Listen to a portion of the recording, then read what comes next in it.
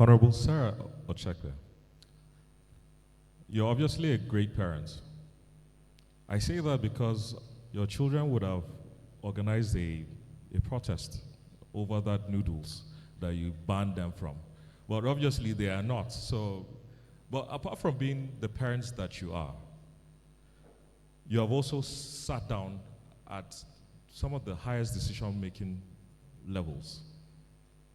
And you have heard a lot of things, received a lot of reports at that level. I am just curious at what you believe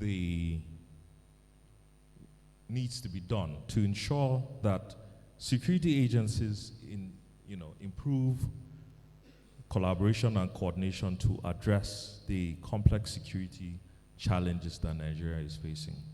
I'm assuming that you are very clearly in the know of how that architecture must have looked like, especially when you were in service.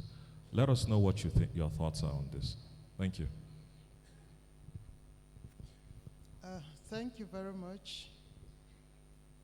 The issue of collaboration, not just in the area of security, but even in determining who we elect, who is appointed into what position, it's critical. And I think the retired general here, sorry, group captain, sorry, talked about the issue of codes, guidelines, and rules that govern their recruitment. They're already there. And you also know that generally Nigeria does not lack laws, all kinds of laws. And we're even calling for reforms every now and then.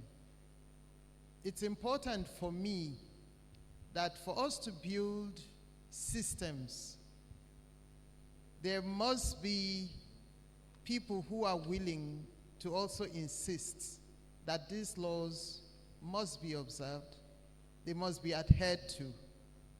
I think we give in easily when it comes to application of laws and rules. Children, as we know, they come with, I would say, a blank mind, and you can write anything on that.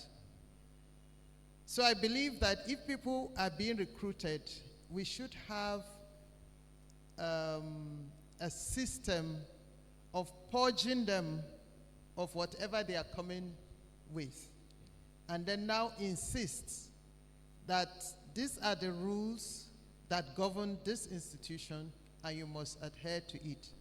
Whether you came through a politician or you came through a roadside mechanic or whoever, that as far as this institution is concerned, you either observe these rules or you go out.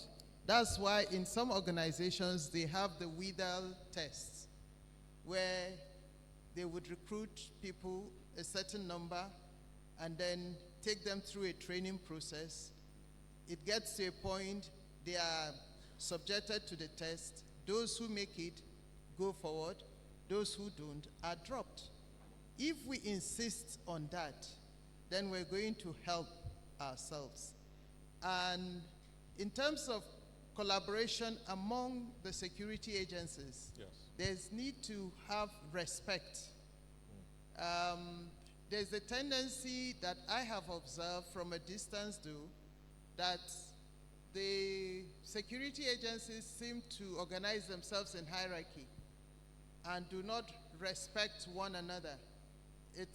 And depending on the color of your uniform, if you have the green, you are on top.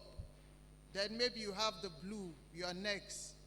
The navy, is it navy blue? The color of the navy. White. They have white and they have another shade of blue. Yeah. So they rank it like that. By the time you come to police, to civil defense, to SSS, it's like the values or the standard diminish.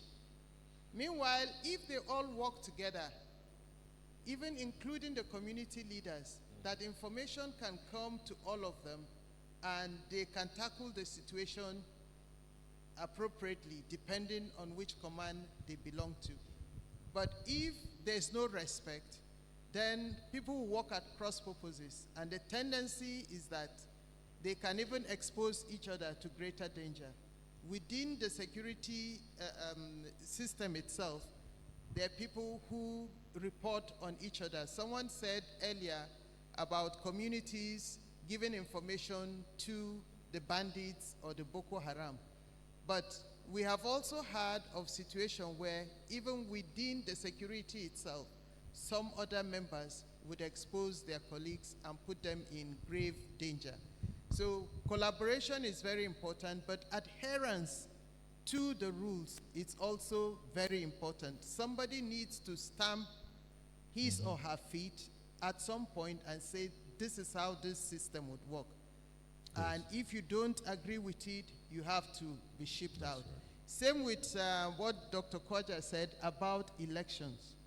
If you have less than 15 or 20% of the people electing or voting, and then somebody is sworn in, you are carrying our whole resources and giving to the person, and the person becomes abusive. Mm-hmm. But if, for instance, we're able to reform our electoral processes and insist that there must be an electoral college or a certain rule that says if only 10% or 20% or 30% voted for you, you are not qualified, there has to be a rerun.